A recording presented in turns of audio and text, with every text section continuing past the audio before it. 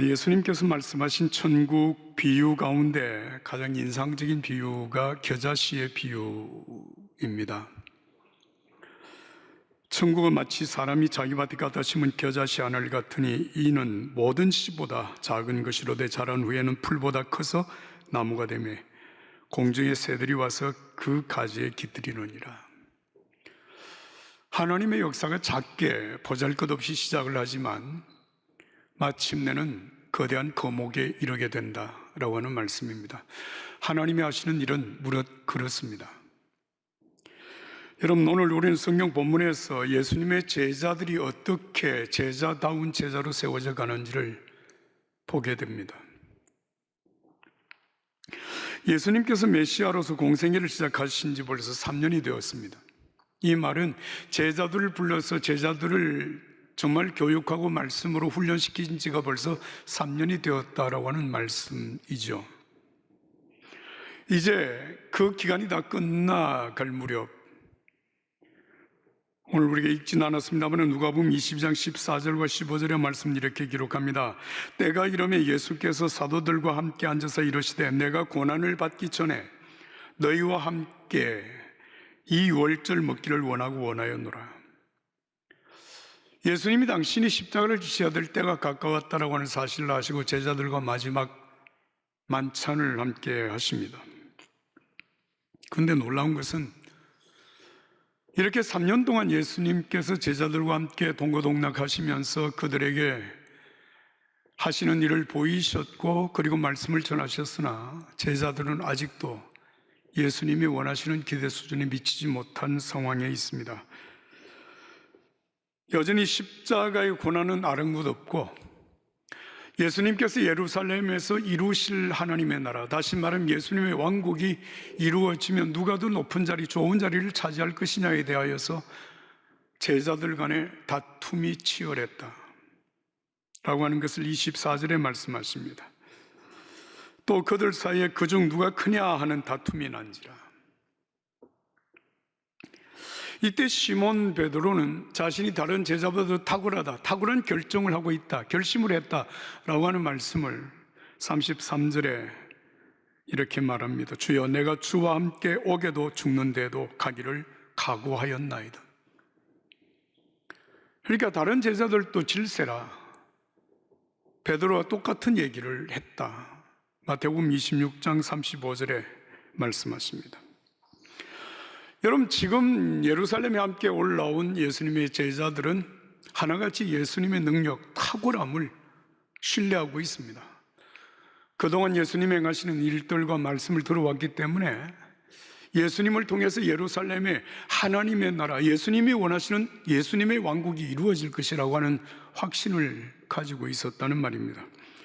어떤 어려움이 다가와도 예수님은 그 어려움을 능히 극복하고 이 땅 위에 그 나라를 이루실 것이라고 하는 사실을 믿었다는 얘기죠.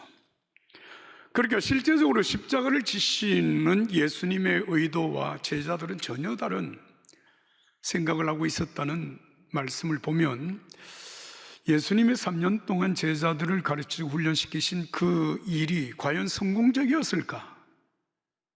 여러분, 이 장면만 보면 예수님의 제자 교육은 실패였다고 말할 수밖에 없습니다. 그런데 놀라운 것은 예수님의 제자 교육, 제자 훈련은 실패하지 않았습니다.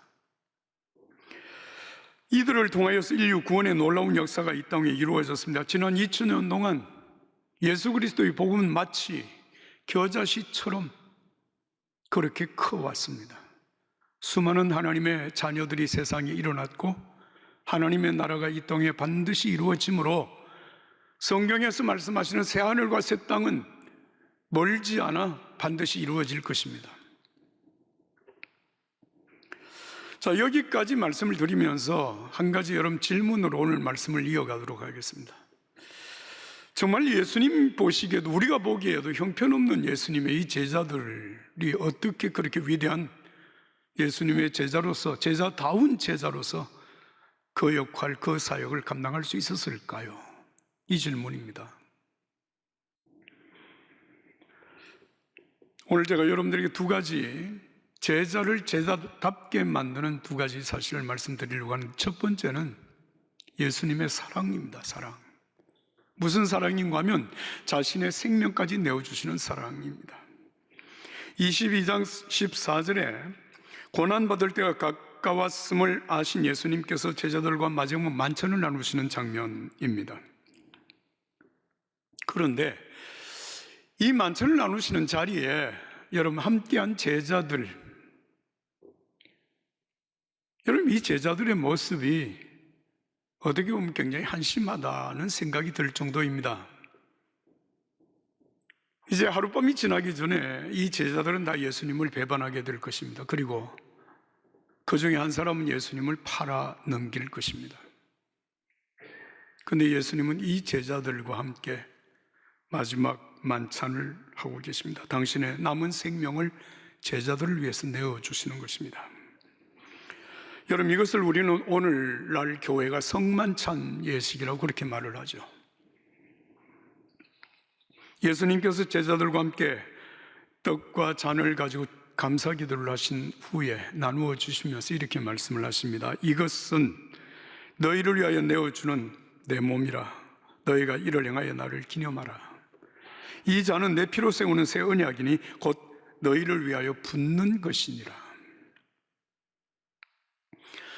여러분, 예수님께서 평상시에 하던 이 저녁 만찬 시간인데 특별히 오늘 이 말씀을 통하여서 오늘 우리가 행하는 교회에서 행하는 거룩한 성만찬 예식을 제정하셨다, 이렇게 우리는 받아들이고 있죠. 여러분, 성만찬, 평상시에 나누던 떡을 주시면서 그리고 잔을 나누시면서 이것이 내가 너희를 위하여 주는 내 몸 그리고 내 피, 당신 자신을 우리에게 주시는 것이라고 말씀을 하셨습니다. 그러면서 하는 말이 이를 행하여 나를 기념하라고 말씀을 하셨어요. 여러분, 우리는 기념한다라고 하는 말, 기념일 같은 걸 우리가 행하잖아요. 2000년 전에 예수님께서 제자들과 함께 나누셨던 그 떡과 잔을 함께 나누면서 그때 예수님이 하신 말씀을 우리가 잊지 않고 기억한다. 그런 차원을 훨씬 넘어서는 것이 여러분 예수님이 행하시는 이 일입니다. 성만찬 예식은 2000년 전의 사건을 우리가 되새기면서 의미를 생각하는 것이 아니고 부활하신 예수님, 세상 끝날까지 우리와 함께 하시는 예수님께서 직접 우리들에게 떡을 주시고 잔을 주심으로 우리에게 당신의 생명을 내어주시는 사랑의 사건입니다. 이게 성만찬입니다. 우리는 다음 주일날 이 성만찬을 함께 행할 것입니다. 단순히 과거를 기억하는 사건이 아니라 지금 오늘 나에게 주시는 생명입니다. 이 은혜가 여러분들에게 있기를 난 예수님의 이름으로 축복합니다. 그런데 여러분, 우리가 신앙생활을 하면서 내가 정말 신앙생활을 열심히 하고 있다, 잘하고 있다 이렇게 생각을 할 때는 사실 예수님의 제자들이 잘 이해가 안 됩니다. 아니, 예수님 부름을 받아 3년 동안 동고동락을 하면서 그 많은 일들을 보았고 그 많은 말씀을 들었다면 어떻게 제자들이 예수님을 배반할 수 있을까? 그런 생각이 들지 않습니까? 사실 우리가 신앙생활을 하면서 예수님을 한 번이라도 만날 수 있다면, 정말 예수님을 직접 내가 눈으로 볼 수 있다면, 그 말씀을 내가 직접 들을 수 있다면, 예수님의 옷자락에 손이라도 한번 대볼 수 있다면 여러분, 우리 신앙생활에 영원히 잊지 못할 신앙의 감격을 지닐 것 같은데 말이죠. 제자들은 예수님과 3년 동안 함께 먹고 마시고 살았어요. 그런데 어떻게 예수님을 배반하고 도망갈 수가 있습니까? 예수님을 팔아넘길 수가 있겠습니까? 자, 그런데 이런 이제 제자들에 대한 의아심을 우리가 가지면서 실제적으로 우리 자신의 믿음이 연약해지고 신앙의 열정이 식어지게 되면 이런 질문이 여러분 나를 향해서 던져질 수 있다는 사실을 혹시 아시나요? 내가 왜 이런 짓을 했을까? 내가 이렇게 어리석을 수가 있을까? 내가 다시는 그런 나쁜 짓, 정말 그런 죄를 내가 짓지 않겠다고 하나님 앞에 다짐도 하고 기도도 했는데 어떻게 내가 그런 죄를 지을 수 있을까? 이런 내 자신이 너무나도 싫고 이렇게 내가 신앙생활을 할 바에야 차라리 믿음을 포기하고 그냥 사는 것 자체도 포기하는 것이 좋지 않겠는가. 이렇게 나약한 내 자신이 싫다고 생각할 때가 있어요. 여러분, 사실 신앙생활이 이 지경까지 이르게 되어지면 여러분 믿음 생활이 참 괴롭습니다. 힘듭니다. 지속하기 어려울 정도입니다. 그런데 여러분, 참 놀라운 사실은 우리가 믿음의 삶을 살아가면서 이런 경험들을 지금까지 한두 차례 해온 것이 아닙니다. 또 지금도 이런 어려움을 겪고 있는 분들이 계십니다. 또 어떻게 보면 앞으로도 이런 신앙적인 경험을 할는지도 모릅니다. 그렇다면 중요한 것이 무엇입니까? 내가 죄를 짓지 않고 하나님 앞에, 예수님 앞에 실패하지 않는 것, 여러분, 그것은 어떻게 보면 더 이상 중요하지 않은 것이 됩니다. 진짜 중요한 것은 그런 일이 내게 다가오고 난 이후에 내가 무엇을 선택하느냐, 내가 어떻게 다시 가느냐라고 하는 여기에 있습니다. 그 길에는 두 가지 길이 있어요. 하나는 가룟 유다가 선택하는 길이 있고, 하나는 시몬 베드로가 선택하는 길이 있습니다. 두 사람이 똑같이 엄청난 죄를 지었죠. 가룟 유다는 예수님을 팔아먹었고, 시몬 베드로는 예수님을 모른다고, 정말 저주하면서까지 예수를 모른다고 부인했던, 3번씩이나 부인했던 사람이 베드로, 시몬입니다. 자, 여러분, 우리가 지은 죄, 우리가 잘못한 여러분 그런 실패, 이런 문제들을 어떻게 하면 해결이 됩니까?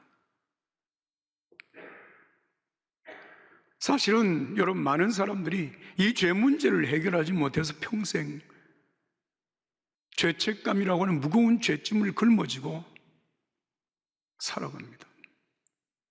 어떤 사람은 그런 실수에 대해서 내 책임이 아니라고 남에게 책임을 전가하거나 아니면 환경 탓으로 돌리면서 스스로 합리화하면서 살아가기도 합니다.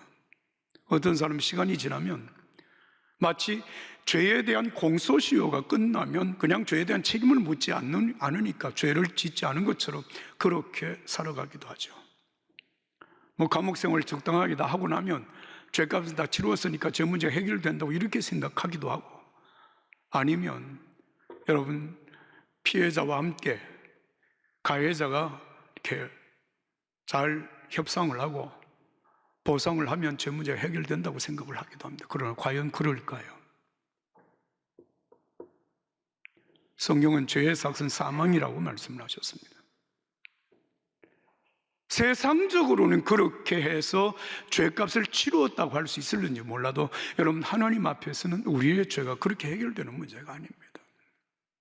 그런데 이 죄에 대하여서 여러분, 가룟 유다는 어떻게 죄 문제를 해결합니까? 예수님을 팔아먹은 죄, 그 죄의 책임을 누구에게 전가할 수가 없습니다. 그래서 자기가 책임을 지겠다, 내가 지은 죄에 대해서 내가 책임을 지겠다고 생각하고 선택한 것이 스스로의 극단적인 방법을 선택한 그의 죽음이었습니다. 사랑하는 여러분, 내가 지은 죄에 대해서 내가 책임을 진다고 하는 이 말이 여러분 얼마나 무모한 얘기인지 혹시 아십니까? 어떻게 책임을 집니까? 무엇으로? 방법이 없다는 것도 아십니까? 해결되지 않습니다. 그런데 여러분, 이 가룟 유다는 자기가 스스로 죽음을 선택하기까지 자기의 잘못에 대해서 심각하게 죄책감을 느끼고 고통을 겪었지만 끝까지 회개하지는 않습니다. 이게 여러분, 아담과 하와가 선악과를 먹고 난 다음에 하나님 앞에 회개하지 않은 것과 똑같습니다. 하나님께서 계속 질문을 하지만 회개하지 않습니다. 내가 지은 죄는 내가 책임을 지겠다고 생각하는 교만입니다. 이게 가룟 유다의 선택이었습니다. 그러나 여러분, 시몬 베드로는 어떻게 했습니까?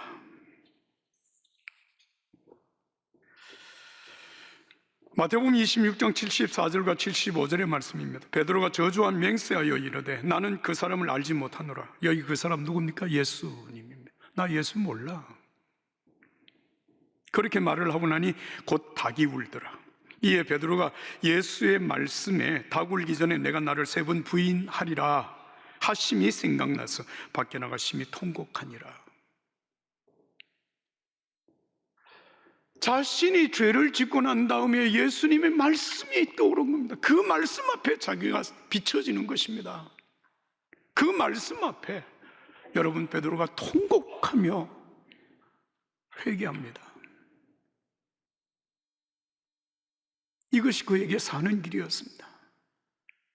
하나님께서 시몬 베드로가 여러분 아무런 죄 짓지 않고 정말 성실하게 잘 살아와서 여러분 예수님의 수제자로 세워주는 것이 아니라 정말 실패하고 넘어지고 죄 가운데 살았지만 그가 하나님 앞에 정직하게 회개하고 예수님 앞에 십자가 그 은총 아래 나가는 이 믿음, 하나님께서 보시고 그의 죄를 용서하시고 그를 다시 제자로 세우셨다는 것입니다. 여러분, 어떤 죄를 지었느냐, 얼마나 많은 죄를 지었느냐라고 하는 문제가 중요한 것이 아니라 그 죄에 대하여서 우리의 선택이 무엇인가라고 하는 것입니다. 가룟 유다의 길을 선택할 것인가, 아니면 시몬 베드로의 간 길을 선택할 것인가. 오늘 저와 여러분들이 이 자리에 있는 것은 여러분, 우리가 죄를 하나도 짓지 않고 심각한 죄를 짓지 않아서가 아니라 여러분, 베드로가 간 회개의 길을 우리가 따르고 있고 정말 예수 그리스도의 십자가의 은혜를 우리가 덧입고 회개함으로 죄 사함을 받음으로 하나님 앞에 있음을 여러분 믿으시면 아멘 합시다. 요한 1서 1장 9절의 말씀입니다. 만일 우리가 우리 죄를 자백하면 그는 미쁘시고 이로우사 우리 죄를 사하시며 모든 불의에서 우리를 깨끗게 하실 것이요. 그렇습니다. 죄를 안 지어서 여기는 것이 아니라 우리의 죄를 용서하시는 하나님의 사랑, 예수 그리스도의 사랑, 그것이 바로 십자가의 사랑입니다. 이 십자가의 사랑 때문에 제자들은 다시 제자다운 제자로 서게 된 것이, 그들을 통하여 하나님의 역사가 이루어진 것입니다. 이 은혜가 오늘 저와 여러분들에게 함께하기를 예수님 이름으로 축복합니다. 이어지는 말씀을 읽겠습니다. 여러분, 본문 누가복음 22장 29절부터 32절의 말씀입니다. 다 같이 29절부터 32절을 읽습니다. 시작. 내 아버지께서 나라를 내게 맡기신 것 같이 나도 너희에게 맡겨 너희로 내 나라에 있어 내 상에서 먹고 마시며 또는 보좌에 앉아 이스라엘 12지파를 다스리게 하려 하노라. 시몬아 시몬아 보라, 사탄이 너희를 밀가부르듯 하려고 요구하였으나 그러나 내가 너를 위하여 내 믿음이 떨어지지 않기를 기도하였노니 너는 돌이킨 후에 내 형제를 굳게 하라. 할렐루야. 참 주님의 말씀을 묵상하면서 기도하는 중에 참 이해가 되지 않는 말씀이 참 많습니다.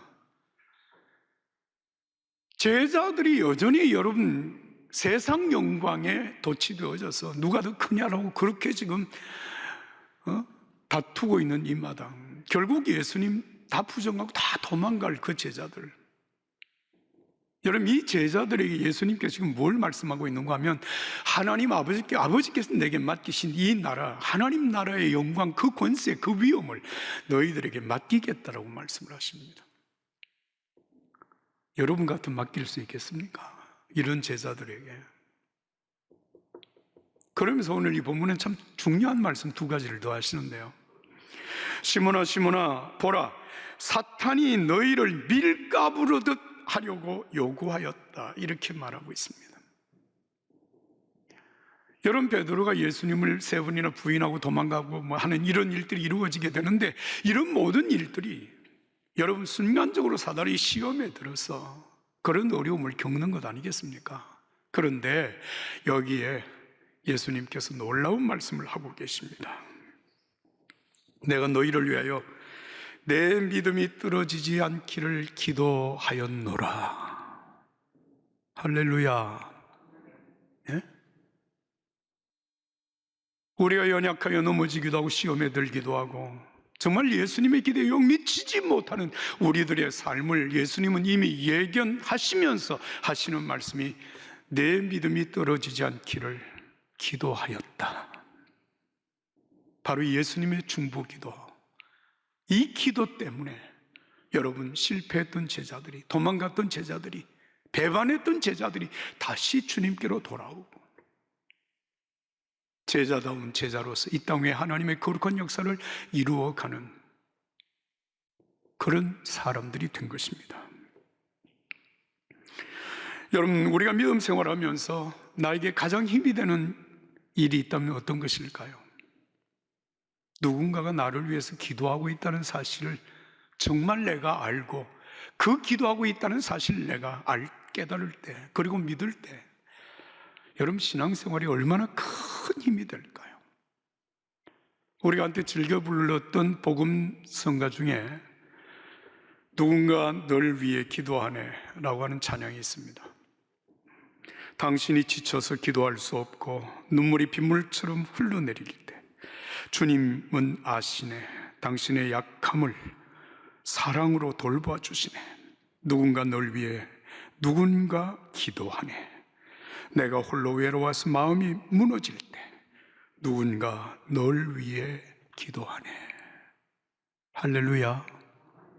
사랑하는 여러분, 자녀를 위한 부모의 간절한 기도 헛되지 않습니다. 우리가 누군가를 위하여 중보하며 기도하는 것, 여러분, 한마디도 땅에 떨어지지 않습니다. 이 나라와 민족을 위하여 기도하는 성도들의 간절한 기도를 하나님이 반드시 들으시고 응답하실 줄로 믿습니다.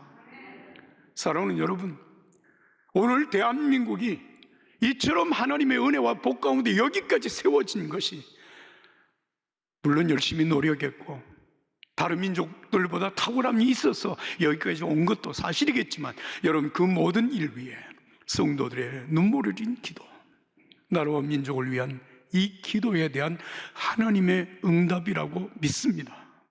하나님은 성도들의 기도를 응답하시는 하나님이십니다. 그런데 더 놀라운 사실은, 여러분, 예수님이 오늘 우리를 위하여 기도하고 계십니다. 이 사실 오늘 성경은 우리에게 분명하게 말씀하십니다. 히브리서 7장 24절과 25절의 말씀입니다. 예수께서는 영원히 사시는 분이시므로 제사장직을 영원히 누리십니다. 그러므로 예수는 자신을 통해서 하나님께 나오는 사람들을 온전히 구원하실 수 있습니다. 그는 항상 살아계셔서 그들을 위하여 중보 기도를 하십니다. 아멘. 따라서 합시다. 예수님이 나를 위하여 기도하십니다. 믿으십니까? 성경의 약속이에요. 그래서 예수님을 믿음으로 하나님 앞에 나오는 자들을 다 구원하실 수 있다. 예수님의 중보 기도가 있기 때문이라는 말씀을 하고 있습니다. 여러분, 요한복음 17장은 예수님께서 겟세마네 동산에서 기도하신 그날, 제자들과 함께 다락방에서 긴 말씀을 나누시고 다락방에서 대제사장의 기도를 올리십니다. 그게 요한복음 17장입니다. 이제 내가 그들을 위하여 기도합니다. 아버지께서 내게 주신 사람들을 위해 기도하는 것은 그들이 모두 아버지의 사람들이기 때문입니다. 거룩하신 아버지요, 아버지께서 내게 주신 아버지의 이름으로 저들을 지켜주셔서 우리가 하나인 것 같이 그들도 하나가 되게 하여 주옵소서. 내가 기도하는 이 사람들, 내 기도는 이 사람들만 위한 것이 아닙니다. 이 사람들이 전하는 말씀을 듣고 나를 믿는 사람들을 위해서도 기도합니다. 아버지요, 아버지께서 내 안에 계시고 내가 아버지 안에 있는 것 같이 그들도 모두 하나가 되게 하옵소서. 여러분, 지금 제자들을 위한 예수님의 기도가 그들만의 기도가 아니라, 그들만을 위한 기도가 아니라 그들이 전하는 말씀을 듣고 예수 그리스도를 믿음으로 구원받는 하나님의 자녀들을 위한 기도, 그 속에 저와 여러분들을 위한 기도가 있습니다. 그 예수님의 기도 때문에 우리는 반드시 승리합니다. 실수할 수도 있고 실패할 수도 있고 넘어질 수도 있지만 아주 넘어지지 않아요. 아주 실패하지 않는 까닭은 지금도 날 위하여 기도하시는 예수님의 중보 기도가 있기 때문이라는 것입니다. 예수님의 중보 기도가 오늘도 계속되고 있기 때문에 제자들이 반드시 일어설 수 있었던 것처럼 오늘 저와 여러분들이 그 사랑, 그 기도로 우리는 반드시 일어설 수 있습니다. 우리는 승리할 것입니다. 우리를 통하여 하나님의 나라가 이 땅 위에 완성될 것입니다. 이 은혜를 믿음으로 승리하는 저와 여러분들이 되기를 예수님 이름으로 축복합니다.